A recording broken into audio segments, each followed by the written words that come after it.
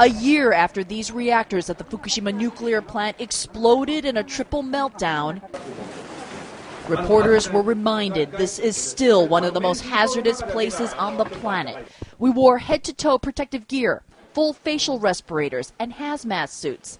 And then we drove up to the world's worst nuclear accident in 25 years. Hello, and thank you for tuning in to EnviroNews USA. I'm your host, Josh Cunnings. Tonight, in this 8th episode of 15 in our mini-series, we will do our best to clear up a misconception in an effort to set the record straight on topics that are surrounding Japan's massive, still ongoing nuclear nightmare at Fukushima Daiichi. At EnviroNews, we've read one particular phrase practically plagiarized and recycled in Fukushima news articles so many times that we've lost count many moons ago. The repeated slogan in these many articles refers to the Fukushima disaster as the worst nuclear accident since Chernobyl, implying that Chernobyl is actually worse than Fukushima.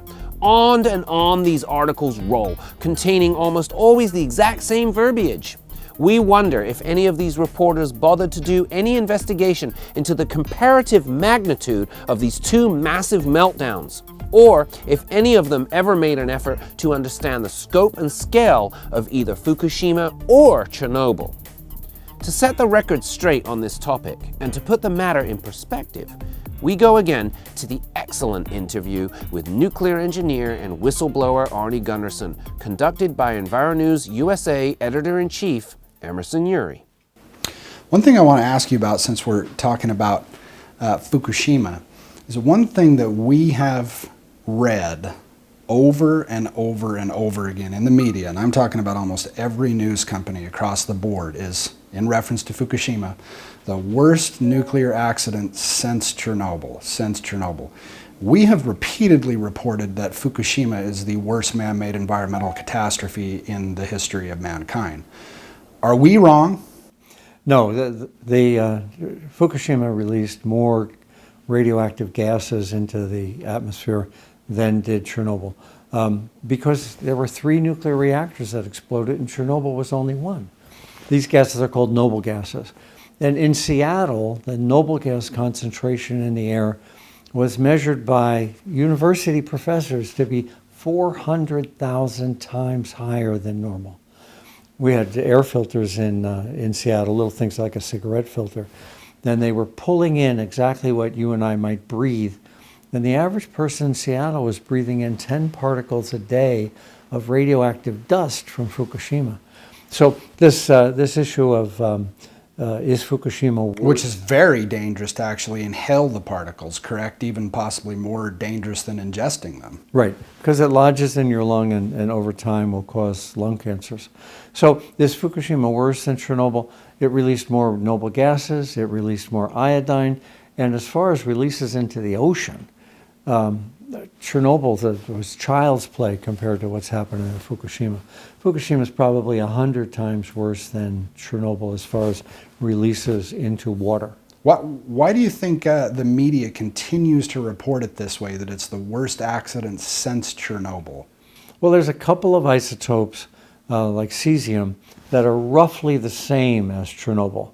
But what the Japanese have successfully focused on are the ones that are roughly the same.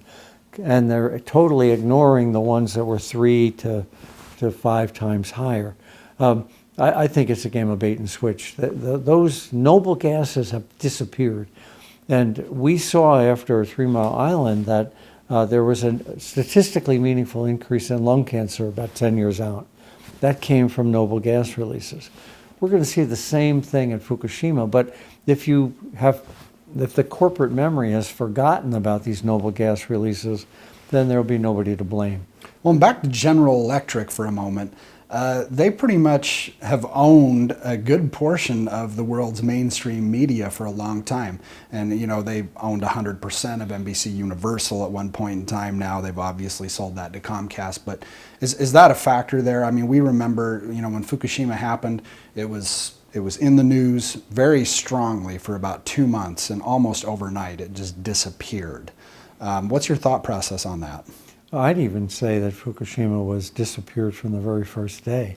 I was CNN's expert, and CNN did a really good job of covering the accident, but the networks didn't. And it isn't just the networks that were owned by GE, but Westinghouse owned some networks. So network television didn't do a great job on Fukushima. I think CNN did the best, and not really because I was one of their experts, but because they had a crew over there. Anderson Cooper was over there, and on and on and on. So I give my hats off to a couple of news agencies, Al Jazeera, RT, and CNN all did a good job. But all the mainstream media, they're owned by one corporation or another that doesn't really want its buddy in trouble. So I think that people forget that those reactors were designed in California by General Electric, and the engineering firm that built them was in Manhattan.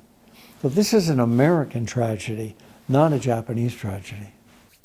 One thing we want to be clear about in concluding this segment is that in comparing the magnitude of these unbelievable cataclysms, Fukushima and Chernobyl, we mean in no way to reduce the significance of the suffering experienced by victims in one disaster or the other. Rather, the goal here is to call a spade and to acknowledge Fukushima for what it really is: the most destructive man-made environmental disaster in world history. A tragedy without end, which has never been contained. A disaster that continues to poison the Pacific on a daily basis.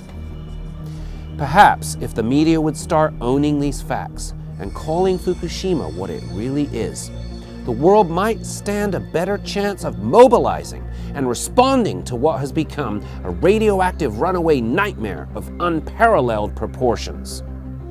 The next 5 short films in our mini-series, Nuclear Power in Our World Today with Arnie Gundersen, are all devoted to exploring the various components of the ongoing and seemingly never-ending crisis at Fukushima, Japan.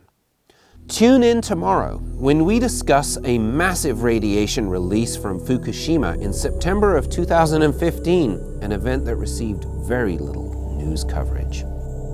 Signing off until then, from the EnviroNews USA news desk, Josh Cunnings.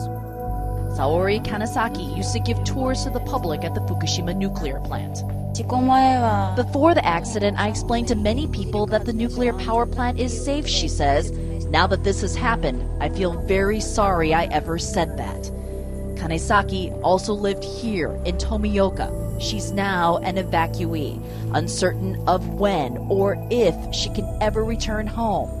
A year later, she and 78,000 others are the legacy of this accident, paying the price when nuclear energy goes wrong.